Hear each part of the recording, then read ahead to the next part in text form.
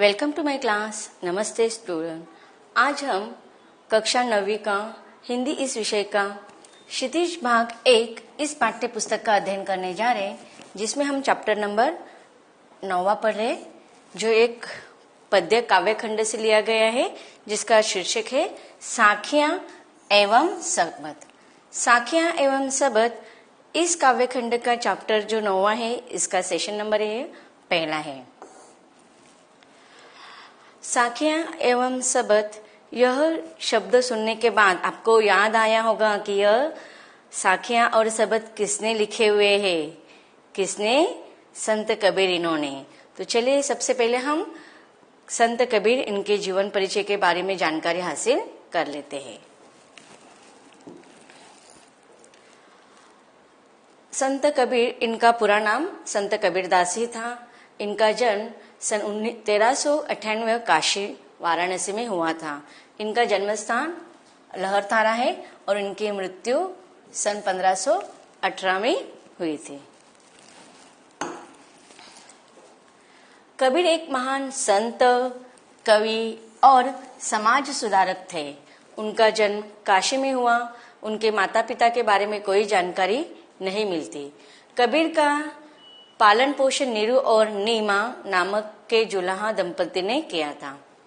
कबीर ने जीवन भर छुआछूत, जात पात और ढोंग आडंबर का विरोध किया।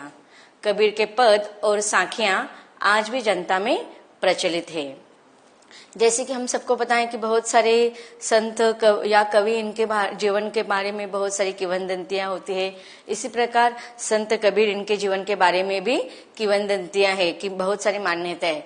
कहा जाता है कि उनका जन्म जो हुआ था वह एक विधवा ब्राह्मणी से हुआ था, इसलिए उनके माता ने उनको नदी में छोड़ दिया था और उसी समय नीमा और नीरू नामक जो दंपति थे उनको भी संतान नहीं थे, उनको वह वहां पर मिले। तब से उन्होंने संत कबीर इनका पालन पोषण किया था। इस प्रकार इन्होंने जब अपनी काव्य रचना की है तो वह जो धर्म आडंबर कहा जाता है था संप्रदाय के नाम से, हिंदू और मुसलमान इनमें जो भेदभाव माना जाता था वह उन्होंने उसका कट्टर विरोध अपने इन पदों में किया हुआ है। आगे जीवन परिचय में हम पढ़ते हैं। कबीर के जन्म और मृत्यु के बारे में अनेक किंवदंतियां प्रचलित है। कहा जाता है कि सन 1398 में काशी में उनका जन्म हुआ था और सन 1518 के आसपास मगहर में देहांत। कबीर ने विधिवत शिक्षा नहीं पाई थी, परंतु सत्संग, पर्यटन और अनुभव से उन्होंने ज्ञान प्राप्त किया था। सत्संग अर्थात सज्जनों का या संतों का संगत। पर्यटन, जैसे कि वह उनका जो जीवन काल था उसमें उन्होंने बहुत घूमा था, इसलिए उनको घुमक्कड़ भी कहा जाता है। तो वो इतने घूमे थे कि जहां पर जाते थे वहां की भाषा के अनुसार, लोक प्रचलित भाषा के अनुसार उन्होंने अपने पदों की रचना की है और उनको जो अनुभव आया वही अनुभव को उन्होंने अपने पदों में लिखा हुआ है। भक्तिकालीन निर्गुण संत परंपरा के प्रमुख कवि कबीर की रचनाएं मुख्यतः कबीर ग्रंथावली में संग्रहित की गई है, किंतु कबीर पंथ में उनकी रचनाओं का संग्रह बीजक का ही प्रामाणिक रूप माना जाता है। कुछ रचनाएं उनकी ग्रंथ गुरु ग्रंथ साहब में भी संकलित है। कबीर अत्यंत उदार, निर्भय तथा सद्गुरुस्थ संत थे। राम और रहीम की एकता में विश्वास रखने वाले कबीर ने ईश्वर के नाम पर चलने वाले हर तरह के पाखंड, भेदभाव और कर्मकांड का खंडन किया है, जो हम उनके पदों में अधिकतर देखते हैं। उन्होंने अपने काव्य में धार्मिक और सामाजिक भेदभाव से मुक्त मनुष्य की कल्पना की है। ईश्वर प्रेम, ज्ञान तथा वैराग्य, गुरु भक्ति, सत्संग और साधु महिमा के साथ आत्मबोध और जगत बोध की अभिव्यक्ति उनके काव्य में हुई है। कबीर की भाषा की सहजता ही उनकी काव्यात्मकता की शक्ति है। जन भाषा के निकट होने के कारण उनकी काव्य भाषा में दार्शनिक चिंतन को सरल ढंग से व्यक्त करने की ताकत है। जैसे कि पहले ही हमने कहा कि कवि पर्यटन अर्थात घुमक्कर थे, इसलिए जहां पर जाते थे वहां की जन प्रचलित भाषा में उनके काव्य में सहज रूप से दिखाई देते हैं। यहाँ संकलित साखियों में प्रेम का महत्व देखिए। आपके इस कक्षा 9वीं के लिए उनके जो काव्य खंड में कुछ साखियां रखी गई है। साखियां का अर्थ मैं आपको आगे जब मैं पद को विस्तार से पढ़ाऊंगी तब बता दूंगी। तो इनकी जितनी भी संकलित साखियां हैं उसमें अधिकतर प्रेम का महत्व, संत के लक्षण, ज्ञान की महिमा, बाह्याडंबरों का विरोध आदि भावों का उल्लेख हुआ है। पहले पद शब्द में बाह्याडंबरों का विरोध है, अपने भीतर में ही ईश्वर की व्याप्ति का संकेत है। अब देखिए आपको कुल मिलाकर 7 साखियां इस अभ्यासक्रम में आपके लिए रखे गए हैं। और उसके बाद शब्द अर्थात जो पद है, 2 पद रखे गए, उसमें से जो पहला पद है उसमें उन्होंने ईश्वर की सर्वव्यापकता का वर्णन किया है। तथा दूसरे शब्द में अर्थात दूसरे पद में ज्ञान की आंधी के रूपक के सहारे ज्ञान के महत्व का वर्णन किया है। कबीर कहते हैं कि ज्ञान की सहायता से मनुष्य अपनी दुर्बलताओं से मुक्त होता है। अब देखते हैं कबीर जी की साखियां। कुल मिलाकर 7 साखियां यहाँ पर आपको रखी गई है, आपके किताब में है, आपके पास किताब सामने है, आप देख सकते हो। सबसे पहले हम साखियों का अर्थ जान लेते हैं। कबीर जी के जो काव्य रचना है उसे साखियां या शब्द कहा जाता है। साखियां का अर्थ क्या होता है कि साक्षात देखे हुए, अनुभव किए हुए। अब कबीर जी के दोहे जब हम पढ़ते तो हम देखते हैं कि मैं देखा, आंखन देखी, तू कहा, पुस्तक पढ़कर, ऐसे कहते हैं ना। तो वह साक्षात रूप में जो उन्होंने अनुभव किया है और जो लिखे हैं वह उसे साखियां कहा जाता है, अर्थात साक्षात देखा हुआ, अनुभव किया हुआ। अब साखियां ये जो है वह छंद का प्रकार है। हम ग्रामर में जब छंद पढ़ेंगे तो आपके ग्रामर के वीडियो में आप देखेंगे सेशंस में अलग अलग छंदों के प्रकार मैंने पढ़ाए हुए। तो साखियां छंद का, दोहा छंद का एक प्रकार है। दोहा का अर्थ क्या होता है कि जिन काव्यों की पंक्तियों की रचना 2 पंक्तियों में की जाती है। देखते हैं हम कि पहला पद 1 2, तो ऐसे 2 पदों में किए जाते हैं। तो इस प्रकार साखियां यह दोहा छंद का एक प्रकार है।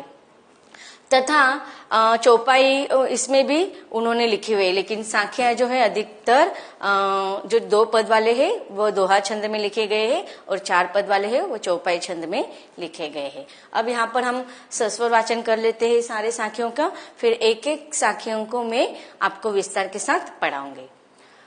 पहला साखी है, मान सरोवर सुभर जल हंसा केली कराही, मुक्ता फल मुक्ता चुगे अब उड़ी अनंत न जाही। प्रेमी ढूंढत में फिरो प्रेमी मिल न कोई, प्रेमी को प्रेमी मिले सब विष अमृत होई। हस्ती चढ़ी है ज्ञान को सहज दुलीचा डारी, स्वान रूप संसार है भूकंदे झक मारी। पखा पकी के कारणे सब जग रहा भुलान, निरपख होई के हरि भजे सोई संत सुजान। हिंदू मुआ राम कही मुसलमान खुदाई, कहे कबीर सो जीवता जो दुहो के निकटी न जाए। काबा पीरी काशी भया राम ही भया रहीम, मोट चून मैदा भया बैठी कबीरा जिम। ऊंचे कुल का जन्मिया जे करनी ऊंच न होई, सुब्रण कलश सुरा भरा साधु निंदा सोई। तो इस प्रकार से कुल मिलाकर 7 साखियां आपको रखी गई है आपके अभ्यासक्रम में। अब एक एक साखियों को हम विस्तार से पढ़ते हैं। सबसे पहले हम साखिया क्रमांक पहला पढ़ते हैं। मान सरोवर सुभर जल हंसा केली कराही, मुक्ता फल मुक्ता चुगे अब उड़ी अनंत न जाए। अब देखिए यहाँ पर कवि गुरु की महिमा कहते हुए उन्होंने बहुत सारे पद लिखे हैं। उसी प्रकार से भक्त की, सच्चे भक्त किस प्रकार से अपने प्रभु के ईश्वर में लीन हो जाता है और उसका परमानंद को वह प्राप्त कर लेता है, इसका वर्णन इस पद में किया है। कवि कहते कि मान सरोवर सुभर जल हंसा केली कराई। मान सरोवर, आपने मान सरोवर ये नाम सुना होगा, सुना है? कैलाश पर्वत पर एक बहुत बड़ा लेक माना जाता है जहां पर भगवान शिव जी का वास्तव्य माना जाता है। तो मानसरोवर जल, मानसरोवर में क्या होता है? जल होता है ना, पूरा जल से भरा हुआ होता है। और वह जल कैसा होता है? पूरे कांच की तरह उस जल को, बहुत ही ट्रांसपेरेंट होता है, इतना शुद्ध जल होता है। तो वह मानसरोवर जल का यहाँ पर कवि वर्णन कर रहे हैं कि मानसरोवर सुभर जल, मानसरोवर जल से पूरा भरा हुआ है। सुभर मतलब भरा हुआ। हंसा केली कराई, हंसा, हंसा का अर्थ होता है हंस, एक पक्षी का नाम है। केली, केली का अर्थ क्या होता है? क्रीड़ा करना अर्थात खेलना। कराई करना।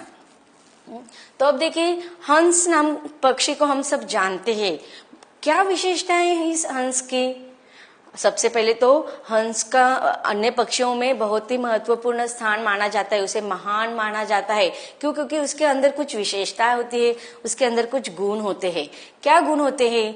सबसे पहले हमें तो पता है कि जो हंस पक्षी होता है ना, वो क्या करता है, अगर उसके सामने दूध और पानी मिलाकर रखा जाए तो वह पानी में से पानी को ग्रहण नहीं करता है, सिर्फ उसमें से दूध को ग्रहण करता है, अर्थात सत्व गुण को, अच्छे गुण को वह अपने अंदर लेता है और जो बुरा है उसे छोड़ देता है। तो देखो, इस हंस पक्षी की यह इतनी बहुत सारी विशेषता है, इसलिए उसे महान माना जाता है। तो ऐसे इस हंस पक्षी जो है वो मानसरोवर में जल में मोहित होकर आनंद ले लेकर क्रीड़ा करता है, खेलता है। और जब उसके पास इतना बड़ा मानसरोवर है, उस जल में वह खेलता है, इतना आनंद लेता है, उसके साथ साथ वो क्या करता है, मुक्ता फल मुक्ता चुगे।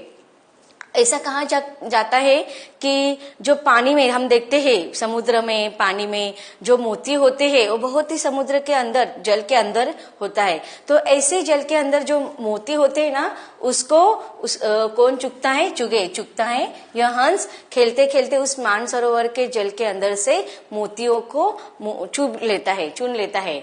अब उड़ी अनंत न जाए, और वह वहां पर इतना आनंद महसूस करता है कि अब वह उड़ी अर्थात उड़कर अन्यत्र कहीं और न जाही, कहीं और अन्य स्थान पर नहीं जाना चाहता है। अब देखिए, यहाँ पर कवि ने हंस का उदाहरण दिया है, लेकिन अब मानव को क्या कहना चाहते हैं कवि कहना चाहते हैं कि हंस जो है वह एक भक्त का प्रतीक माना गया है, और मानसरोवर जो है वह ईश्वर का प्रतीक माना गया है।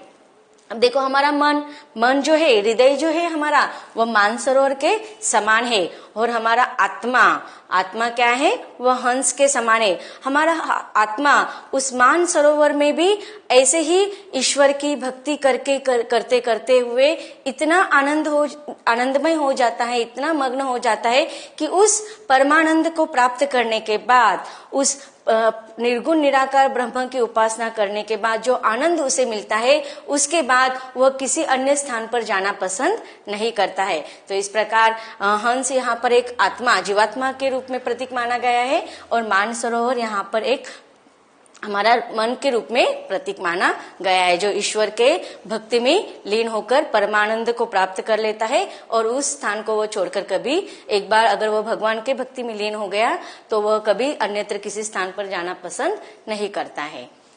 अब देखते हैं इस पद में आए कुछ कठिन शब्दों का अर्थ और भावार्थ। शब्दार्थ: मानसरोवर, तिब्बत में एक बड़ी झील, मन रूपी सरोवर अर्थात हृदय। सुभर, अच्छी तरह से भरा हुआ। हंस पक्षी जीव का प्रतीक माना गया है। केली, क्रीड़ा। कराही, करना। मुक्ता फल, मोती, प्रभु की भक्ति। उड़ी, उड़कर। अनंत, अन्यत्र कहीं और। जाही, जाते हैं। अब देखते हैं प्रसंग। प्रस्तुत पद हमारी पाठ्य पुस्तक क्षितिज भाग 1 से संकलित साखियां एवं शबद नामक काव्य खंड से ली गए, और इसके रचयिता संत कबीर जी है। अगर आपको इस पद में कोई विशेषता दिखाई देती है तो आप यहाँ पर एक पंक्ति में लिख सकते हो। अब इस पद का हम भावार्थ देखते हैं। मानसरोवर स्वच्छ जल से पूरी तरह से भरा हुआ है, उसमें हंस क्रीड़ा करते हुए मोतियों को चुग रहे हैं। वे इस आनंददायक स्थान को छोड़कर अन्यत्र नहीं जाना चाहते। आशय यह है कि जीवात्मा प्रभु भक्ति में लीन होकर मन में परम आनंद का सुख लूट रहे हैं, वे स्वच्छंद होकर मुक्ति का आनंद उठा रहे हैं। वे इस सुख अर्थात मुक्ति को छोड़कर अन्यत्र कहीं और जाना नहीं चाहते हैं। तो बच्चों, इस प्रकार हमने साखियां का जो पहला साखी हमने पढ़ा है उसको अच्छी तरह से समझ लिया है। अब आगे की भी साखियां को हम विस्तार के साथ पढ़ेंगे, लेकिन इसके अगले भाग में।